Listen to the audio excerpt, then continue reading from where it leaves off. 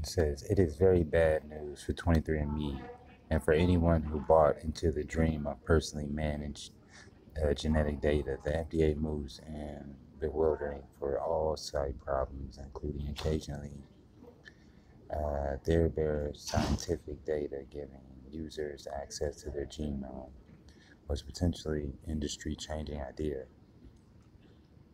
Now, the abrupt halt has left more questions than answers after 6 years on the market. Why is 23andMe's sole product being barred from the sale now? And without the company that pioneered it, can be a dream of the personal genome survive? 23andMe, but the bar seems to be remaining optimistic in official responses to the FDA's letter. The company came off patient. We recognize that we have not met the FDA's expectations regarding the timeline and communications regarding our submissions. The statement reads, our relations with the FDA is extremely important to us, and we committed to the fully engaging in the address their concern. The FDA had to back up their claims. You see that necessary studies to back up their claim. The FDA marketing requirements put 23andMe in a particularly tricky spot. The requirements are designed to make sure that anyone marketing a medical product isn't lying about what their product could do. If I wasn't to start aspirin cholesterol lowering pills, and I have to prove to the FDA that the pills really do lower patients' cholesterol, usually with a battery of scientific studies that takes years and costs millions. 23andMe claims are even trickier to prove. The website bills the service as a first step in prevention first step in prevention.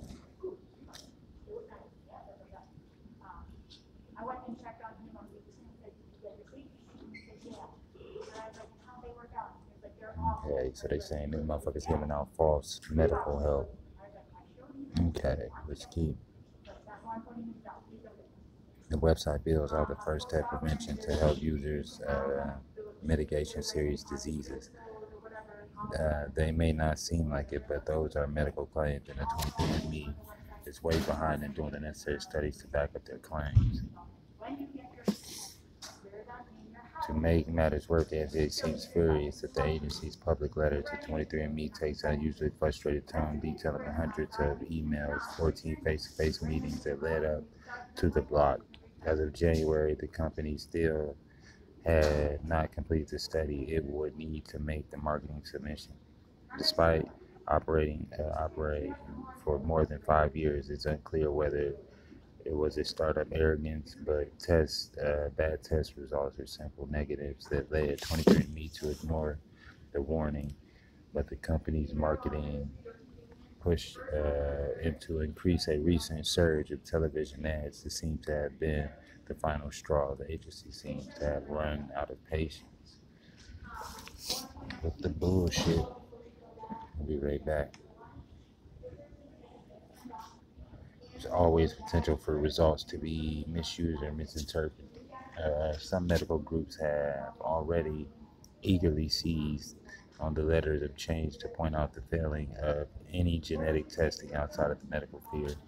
Speaking to the Verge of the morning, that the president of the National Society of Genetic Council, Rebecca Nagy, said that the ruling highlights the questions that consumers should be asking about personal genomic services.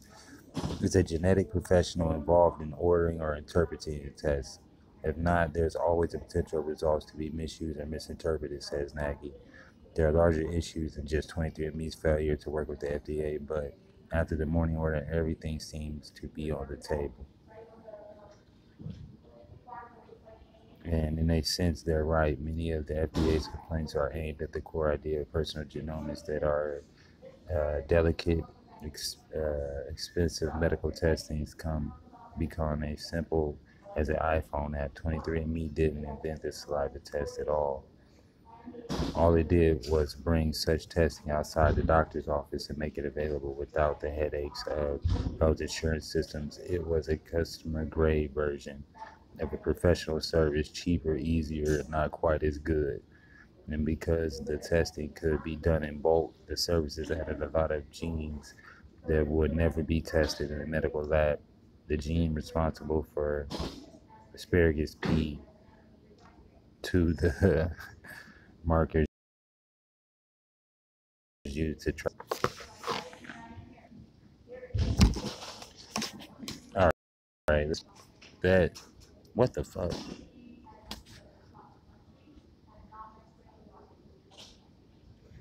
Despite the recent rapid growth in genome-wide data, much human variations remain entirely unexplained. A significant challenge in the pursuit of genetic-based variations is a common human trait and efficient coordinates, collection of genotypes and phenotype data. We have developed a novel research framework and facilities that parallel the study of wide assortments of traits with a single cohort. The approach takes the advantage of the people who migrated into the Americas. Hello, ladies and gentlemen. Today is October 10th, 2021.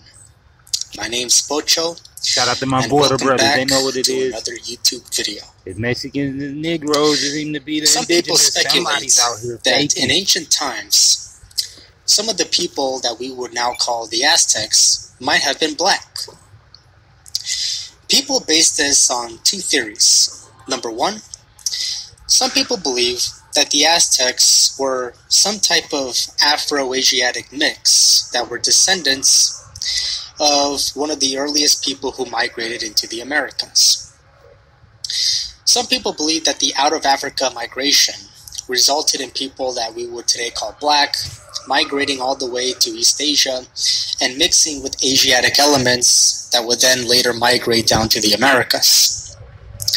These early prehistoric Americans, according to some, were more related to modern-day Aborigine people from Australia and people such as the Melanesian people of Oceania, as well as even sub-Saharan Africans. As a result, there have been recent genetic studies that have shown that the first Americas were more related to these people. There hasn't really been a lot of strong craniological evidence to support such a thing. However, as many people who have done research on this topic would know, many years ago there was a discovery of what is called the Luzia Skull in Brazil. Many craniologists were able to determine the morphology of the skull. And in the past, a lot of them determined that the skull resembles more people from the Aborigine areas of Australia, the Melanesian people, and even to an extent sub-Saharan Africans. Now, a lot of that research has been a little bit discredited, considering the fact that we now have genomic examples of the place of this Luzia skull located in Brazil. Some people still remain that there is a possibility that Luzia skull was still more likely related to these Negraic people, or people that we would consider Negro, so-called black people. Regardless, other people believe that before the Aztecs and before the Mayans, 1,500 years ago before Christ, some people believe that Africans were able to sail across the Atlantic Ocean, reach what we would now call southern Mexico today, and were able to form a civilization there. Of course, the civilization that we're talking about is the Olmeca people. Olmec meaning people of the rubber land.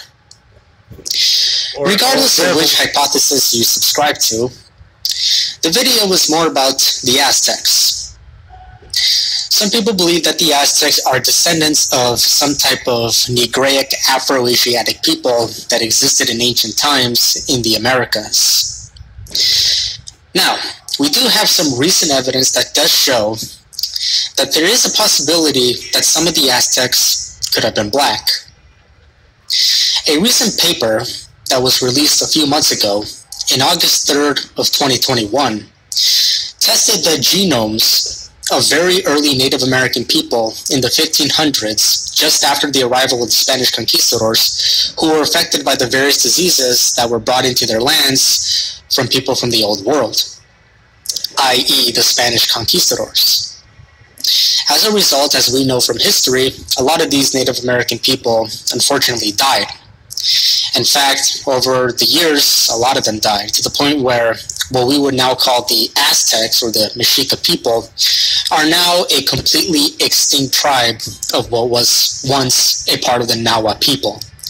There are still a lot of Nahua people all throughout Mexico, but the people that we call Aztecs are no longer around. They're completely extinct. Now, a lot of people say that some of the Aztec people might have had a Negroic Negro complexion.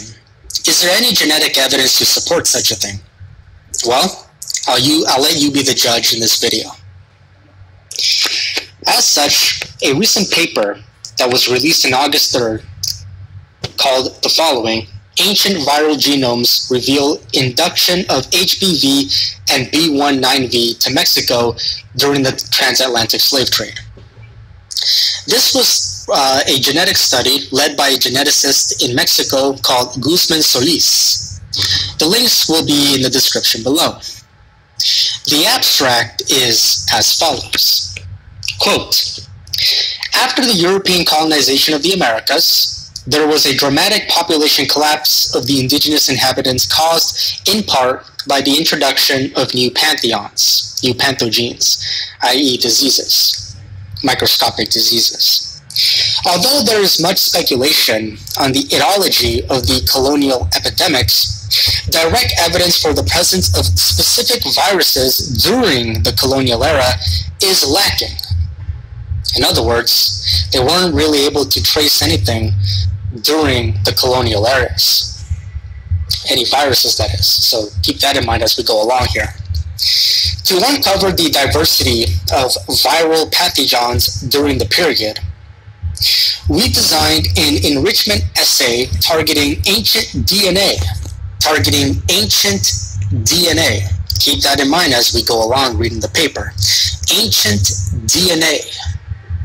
From viruses of clinical importance, applied it on DNA extracts from individuals found in the colonial periods of the 1500s, the 15th century through the 18th century, in hospitals and colonial chapels. So also keep that in mind too. The people that they are collecting these genome examples from are skeletal remains that were found under colonial chapels, under church chapels during the 1500s, as well as under hospitals. They basically dug up a lot of human remains from colonial times in modern day Mexico, right? Or what once was New España, right? New Spain, where they found these remains of these Native American people that died as a result of the various diseases, and as a result were taken to hospitals. Some of them were buried under colonial chapels, aka churches, etc. So these scientists were able to collect genetic examples from these skeletal remains. So again, just keep that in mind as we go along. So the paper continues, and again, the links will be in the description below if you want to read it for yourself. It goes on to say, where records suggest victims of epidemics were buried. They were buried under hospitals and buried under colonial chapels, aka churches. So keep that in mind as well. They were buried during important outbreaks in Mexico City. This allowed us to reconstruct 3 ancient human genomes, B19, and 1 ancient human habitats of the B virus genome from distinct individuals. The viral genomes are similar to African strains. Let me repeat myself.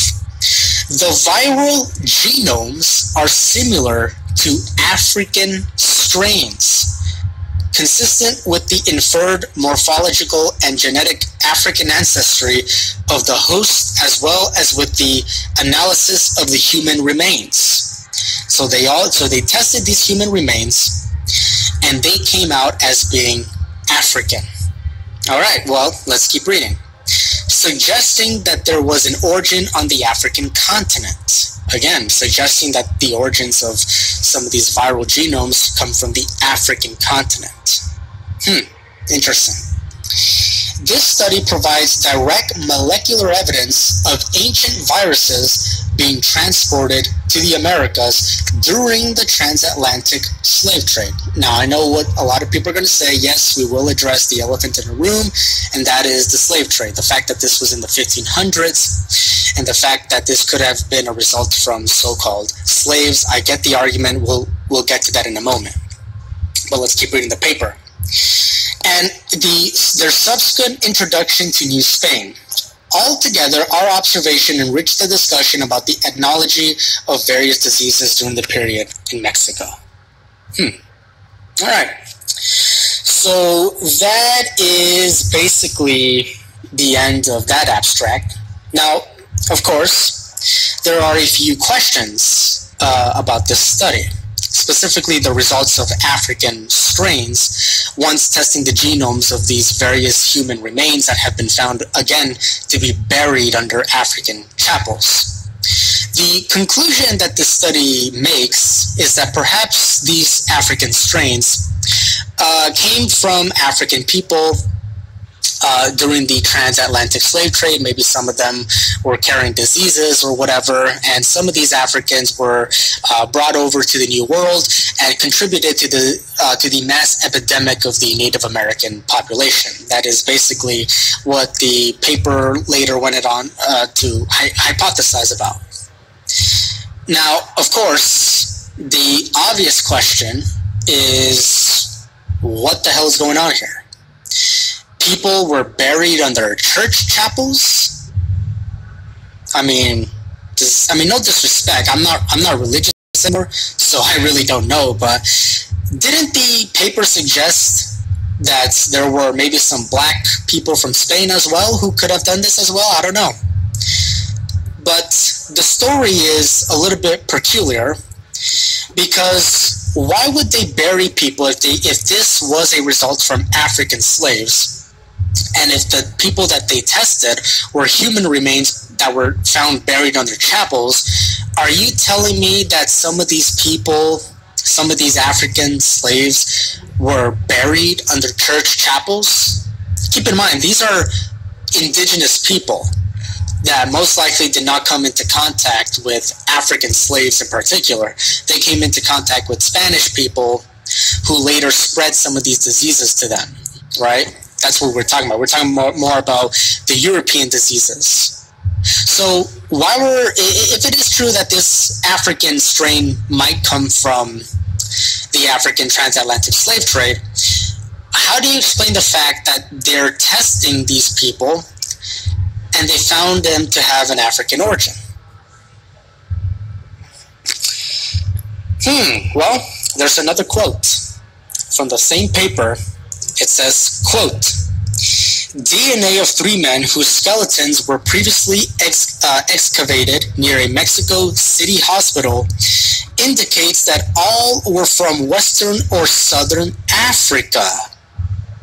Western and Southern Africa. Let me repeat this sentence again. Again, this is all from the same paper. I am going to link this in the description if you're curious.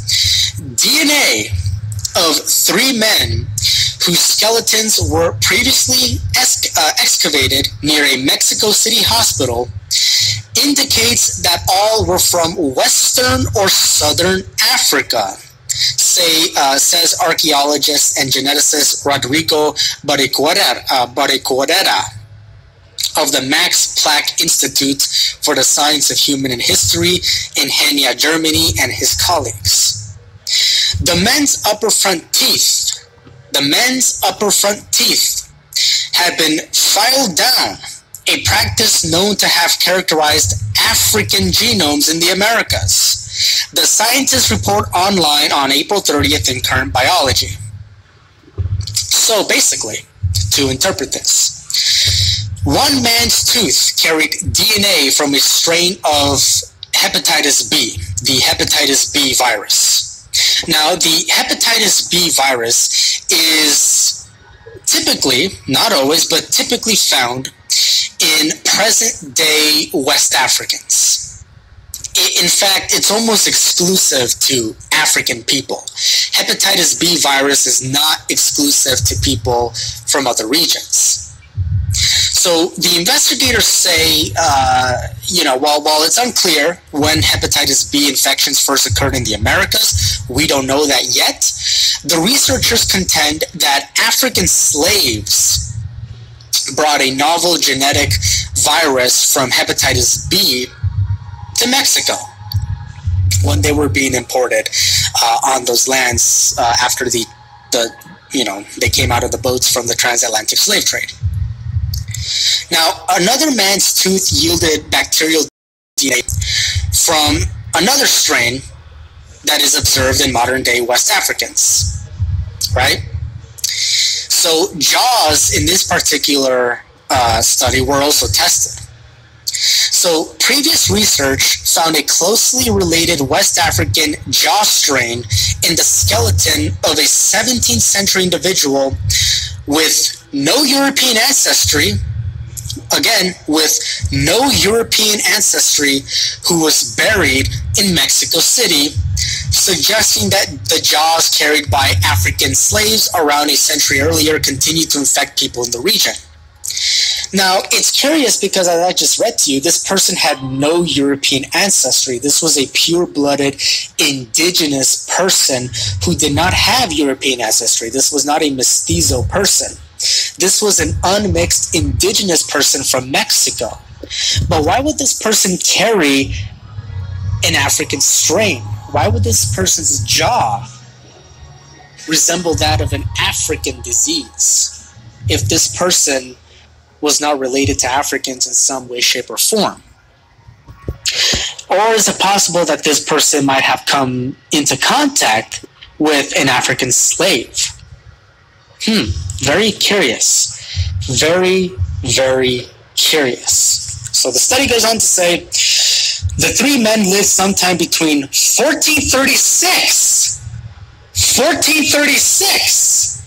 and 1626. Now, what we hear from a lot of people is that black people, right, people that we would call black, usually this is in reference and is akin to African people. They want us to believe that there were no African people in the New World prior to Columbus, prior to 1492. This is what they all say. That there were no black people in the Americas, there were no black people in the so-called New World prior to 1492. Well, according to the study, the three men that were tested, they radiocarbon dated them, and they lived sometimes between 1436 and 1626. So it's very possible that these three men could have been around during colonial times, but at the same time, it's also very possible that these men that were tested, who are now deceased, obviously, but these, the skeletal remains might have existed prior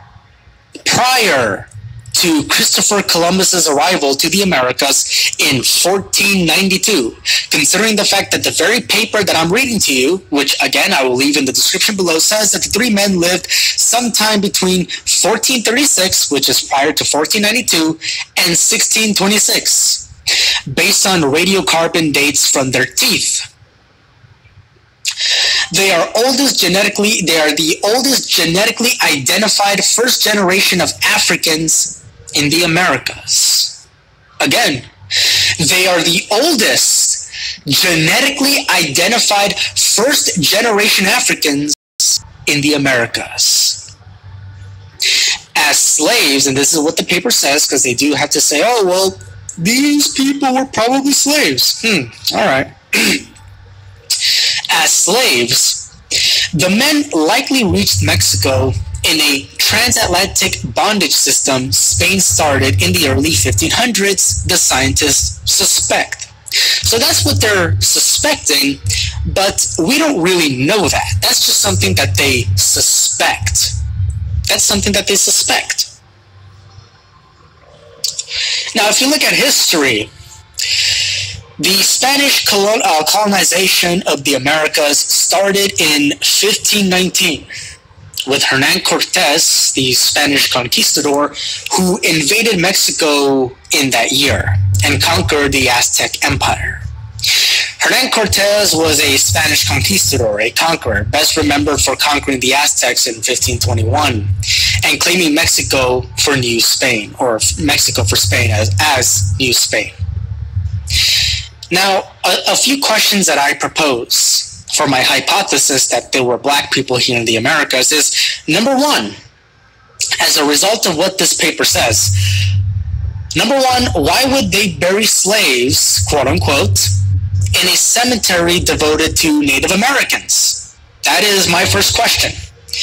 If these people were found to have African strains within them, and if the conclusion by some of the scientists is that they suspect that perhaps this was a result of the transatlantic slave trade from African slaves, again, from African slaves, that's what they're being specific here in the paper, my question is, why would they bury these slaves in a cemetery devoted specifically to Native Americans?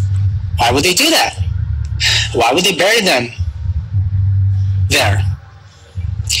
The question to ask is, why those three were the skeletons chosen at random? Why was it specifically those three people? Were these skeletons completely chosen at random, or were they just the only ones that they were able to discover? Were they deliberately looking for some type of African-looking skulls or skeletal remains? Or maybe, perhaps, they made up that after the fact of that the results were obtained. Did they reach these conclusions after the results from the study or before? Why would you bury slaves in a chapel? Things don't add up. I mean, think about it. Why would anybody bury African slaves in a chapel? These are slaves. Why would you bury them under a chapel? How did these Native American men, how did they get these African strains within them? How is that possible? They are unmixed. They are not mestizo people. They are unmixed. They are unmixed. They did not have contact with Europeans. Some did. They died as a result from the bacteria that these Europeans were carrying. And they died in hospitals reserved for Native Americans and even in chapels. If these were African slaves, as the paper is suspecting, why would they bury them under a chapel?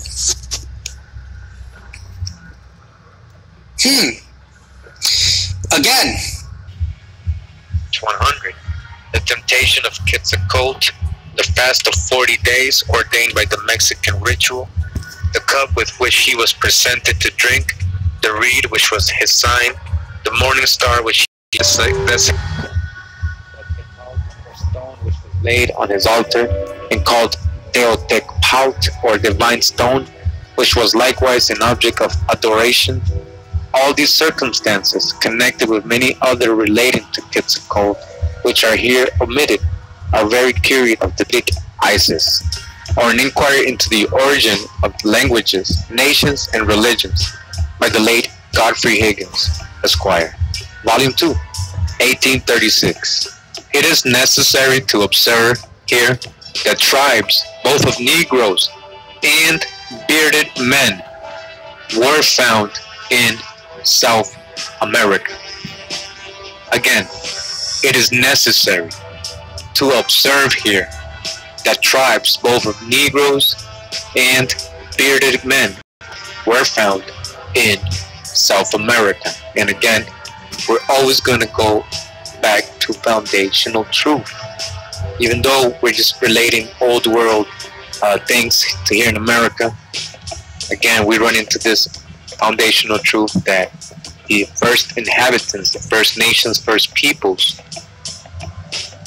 again, were Negroes and had beard, right? But we have it clearly here, right? And you see the footnote, it says number 4, and down in the bottom, number 4 is Antiquities of Mexico, volume 6, page 290 to 291. And the best thing about that is that I have this book, so let's go to it right now. Again, the book is called, the source that they're using is Antiquities of Mexico. It says here, comprising facsimiles of ancient Mexican paintings and hieroglyphics by Lord Kingsborough. The drawings on stone by Aglio in 7 volumes. Again, this is volume 6. So let's go to page 290. Alright, so actually we're on page 291, and towards the middle of the page, we're going to start right here. It says, the language of the Mixes or Mixtecs, as the writer affirms, their thick beards, barbas largas, cosa rara en aquellas partes, their scanty population, the hatred which they bore to the other tribes of Indians, and above all, the hatred which the Spaniards bore to them, and the cruel manner in which they hunted and exterminated them, suggests the idea that the Mijes or Michis or Mesheks, right, Moses, as they are variously called, might have been a colony of Jews, again, a colony of Hebrews, who, like the Hebrews discovered by Montesinos in the neighborhood of Cartagena, all right, Colombia, might have fortified themselves in the mountains, and so have hoped to escape servitude either to the Indians or the Spaniards. It would be surprising if it would fair to presume from the silence of Spanish historians either want of information on their part or of research and curiosity on the part of others, instead of ascribing the reserve to other causes. To find that scarcely any mention is made in their writings of a bearded nation and blacks discovered amongst the Indians. Okay, again, they're saying that if they would stop with their reservation of holding information, of not going deeply investigating things because of the prejudices they're bringing with them, right? All right, their whole perspective of what they think history is and reality is. If they wouldn't do that, right, and they would actually take notice and make mention in their writings of the bearded nations, right, that existed here, bearded nations, and the blacks, it says here, that's the hijack, copper-colored tribes, so-called Negro, right, blacks, discovered amongst the Indians. And we're going to go to that footnote, but let's keep reading. It says, although a black skin and a bearded visage afford the surest argument of a mixture of foreign blood with that of the smooth and copper-colored Indian race. From a painting which occurs in the 87th page of the Codex Vaticanus, it would appear that the Capotecas were a bearded people, as well as the Mixtecs or Mixtecs. The two nations bordered on each other, and alliances might sometimes have taken place between them.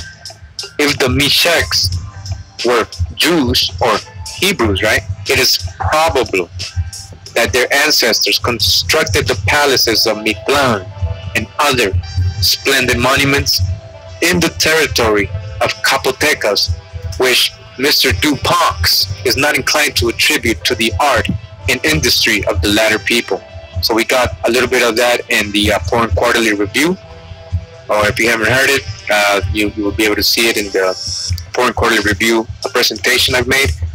And we talk about what they found in Mexico, this expedition that Mr. Duponx did there in 1805, 1806, and 1807. Pretty much same information that we're going through, old world evidence, hieroglyphic Egyptian, writings, everything. And it's all there, Hebrew, everything. Just like Lord Kingsborough is letting us know that, there's a strong correlation and resemblance to the Mixtecs or Mixtecs being Hebrews. And not only that, right, but then he's also letting us know black, all right, amongst the Indians, black skin and bearded visage afford the surest argument of mixture of foreign blood, because the way he sees it is that all so-called Negroes came out of Africa, in his view, right? But you were already here. That's why they found by force of the statute. The word trust is employed since that statute to denote the relation between the party invested with the legal estate, whether by force of that statute or independently of it. and the party beneficially entitled, who has hitherto been said to have the equitable estate. End quote. So, in other words, the complexity of the confiscation of our lands was not due to just wars alone, and people suffering from being relocated to other parts of the land and even other continents of the world. Now you see that it gets a lot deeper than that. Earlier, I mentioned in the legal definition of the word county that, quote, in Louisiana, the equivalent unit is called a parish. A parish in the Christian church is a small administrative district, typically having its own church and a priest or pastor. So if a parish is equivalent to a county, then obviously it is a corporation doing business as a church. But then that also means that a pastor of a church would be its governor. And we know this to be true because of who the government hired or selected to replace the chiefs of all of the indigenous tribes of Turtle Island in order to quell the wars without any physical battle, but by way of mental submission, exposing that the government has and can pose as any institution they create, as long as they are in possession of the lands without your knowledge of their temporary visit. Alright, now we back. We're going to call this the Gulf of Mexico. So harmful algae blooms are caused by the microscopic algae specimens Carina brevis, commonly called red tide. These algae blossom can cause respiratory illness and eye infections in humans. It is also kills marine life and led to shellfish closure. Now this ain't to debunk nobody, but carry man on where the red tide is at. But this is also the red tide right here, the roll tide, as we call it. It goes all the way around, and it normally happens in the summertime. It kills everything.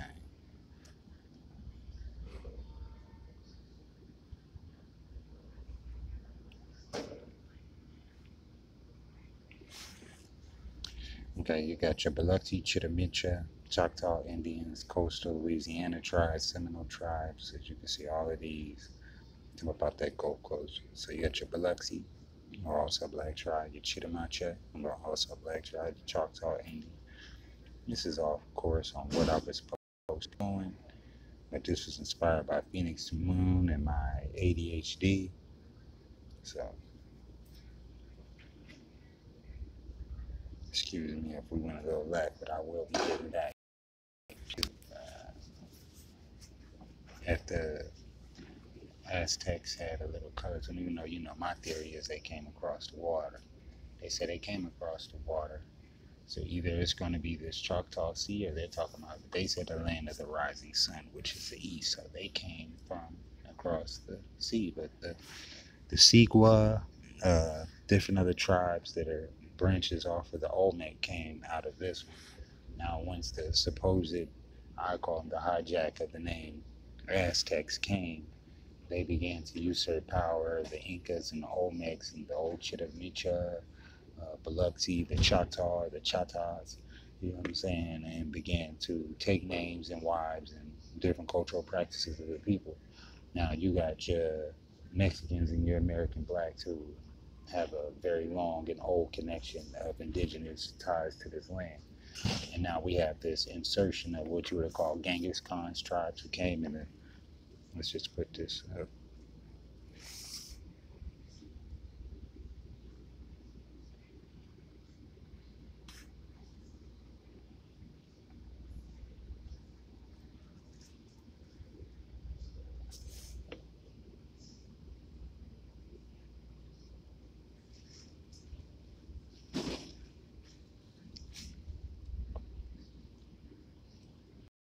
Boom.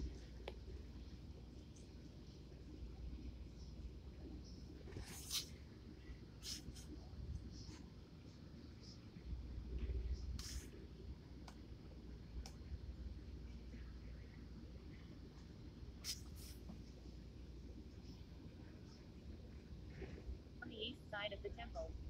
The roof was of strong wood and was covered with thatch. The four walls of the temple were covered over with plates of gold.